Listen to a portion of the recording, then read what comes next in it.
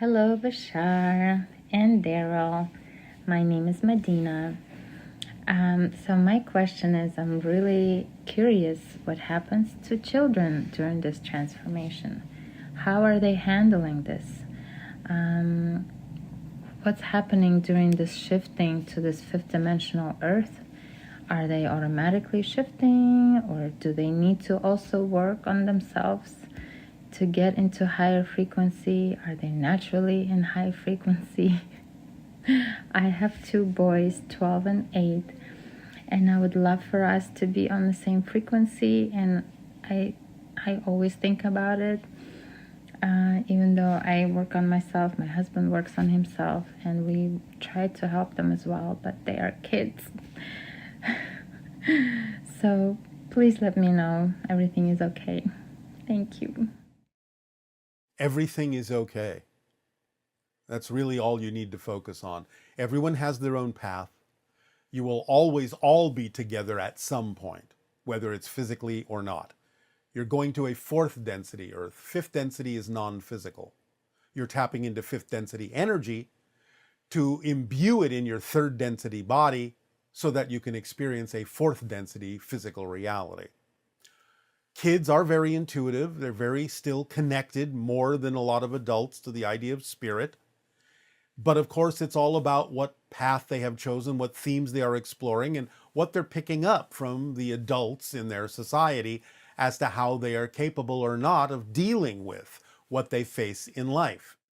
So the more you are willing to be creative and imaginative, allowing them to discover for themselves their self-empowerment, what their passion is all about, to learn the things they need to learn to thrive in physical reality by adopting their excitement to those lessons rather than diminishing their excitement to learn those things, then ultimately you will have to know that they will be okay. And when and where it is important and relevant for you to be together, you will be together.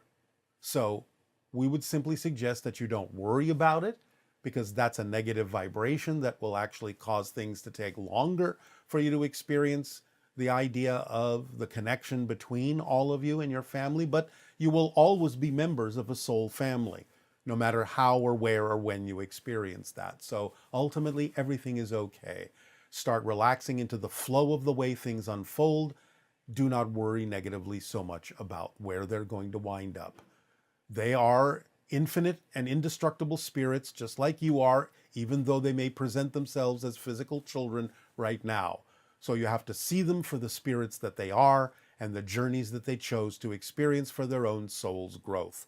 You have to see them as strong enough to handle anything, even though it may seem from time to time that their physical personalities may be a little lost or confused or uncertain. It's okay. It's part of the process of them allowing themselves to remember who they truly are. And as long as you are lovingly reminding them of that, especially by being a living example of who you are, then they'll take their cue from you when and where it's relevant for them to do so. So again, don't worry. Everything is okay. Hello, Bashar and Company. My question is in regards to planet that has been dubbed K2-18b. I was just wondering if you'd be able to tell us anything about this planet. It's been speculated that it's a gas planet or that it's a ocean planet. It's also apparently the James Webb Space Telescope has found evidence of carbon dioxide and methane, which is indicative of life, at least as far as we know it. So I was just wondering if you could verify any of this, or what you could tell us about this planet that would be of interest to us, and including maybe whether we will be visiting it anytime in my lifetime. Thank you. Have a great day. Bye. You will not visit the planet in your lifetime physically. You can certainly visit it astrally. There is life there, is an aquatic form of life.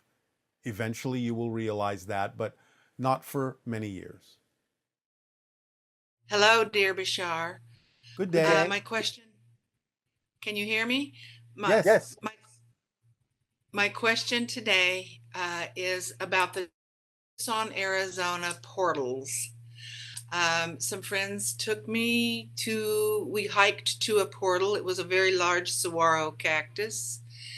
and we stood under it, and it had the most incredible loving feeling that I've ever felt. My friend channeled 2 Andromedans while we were there that said that they were very happy that we were there and that they liked it when people came to see them. And I really want to go back there a lot. Then that same day we went on Mount Lemon, and we went to the Hoodoos, where there was a huge, she said it's a massive portal where lots of ships, different ships and races go in and out all the time. It was very chaotic and loud and very, very noisy. So my question to you is, do you agree that those are portals? I mean, what I felt was real. Yes. The idea is most people don't understand that from a certain point of view, your world is like Swiss cheese. There's holes everywhere. There's comings and goings everywhere. There are portals, some of them stronger, some of them weaker, but there are portals everywhere connecting you to different dimensions that are often used by higher frequency beings to travel and to connect to those different dimensions, or to pass through from one dimension to another, maybe simply using your portal as a transition point.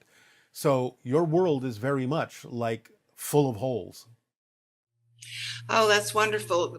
A quick question more, and my last one is that many years ago I had a past life regression or a soul retrieval or something, I don't remember, with a lady, and deep sleep, whatever, I was in a trance or whatever. She told me that my mother, after it was over, she told me that my mother was an earth angel. My mother's passed away in 2005. And that my mother preferred the life that she once had, where she was a woman called a nail. And she had long, dark hair, which my mother did not in real life. Yeah. And she told me that she would always be with me, and that if I ever needed her, I have this blanket. She explained this blanket that I still have, and that I could just get that blanket and put it on me, and she would be there, or I didn't even need to put the blanket on. Yeah. So is my mother always going to be an earth angel like that, hovering around the earth? Well, you understand that the term angel doesn't mean she's actually literally from the angelic realm. It just means that she is of a vibration where she is willing to be of assistance, to be a guide, to assist and help wherever she is needed, and that she prefers that state of being. She prefers that representation because that to her feels more like her true self. It feels more like home. So yes, of course. Now, beings on the other side have their own lives. They're not just hanging around waiting for you, but they will be there when you need them, because time for them is not what it is for you. And as soon as you truly need them, they can be there instantaneously. And they're always willing to do so because they are full of unconditional love for you. Will she always be that kind of person on the other side, or will she eventually move on to do something else? Everyone moves on, but that doesn't mean you still can't access that part of her, because that always exists as a part of her greater being. It just depends on what her focus is on her journey for herself, but that doesn't mean that those parts within them are not always available to those that need them, because that's what it means to be a greater being, is you are many things to many people, and each individual can call upon the aspect of the greater being that they are familiar with, that they may need assistance from. Okay, thank you so much. I love you so much, and thank you for this interaction today. You are welcome. Our unconditional love to you as well. Good day. Good day. Aveo. Aveo. Hi, Bashar. This is a question to a dream I had the other day. I was in this room I often go to, and together was my brother. And in the room there was these white tulips that I was being told that if I wanted to have a higher and deeper connection to you, I could eat one of them or more. I ate 3 or 4 and thinking these white tulips are a little bit too unreal to be real. And I remember the taste of them and eating them.